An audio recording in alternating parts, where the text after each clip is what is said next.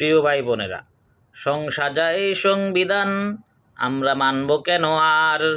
যে সংসাজা সংবিধান রামিসা দর্শনকারী খুনিদের সুযোগ করে দিতে চায় বারেবার।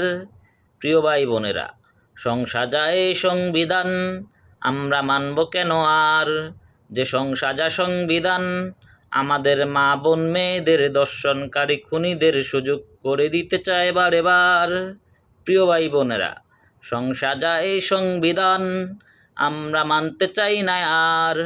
যে সংসাজা সংবিধান আপসীন নেত্রী বেগম খালেদা জিয়া ছড়ে ফেলতে চেয়েছিলেন বারেবার।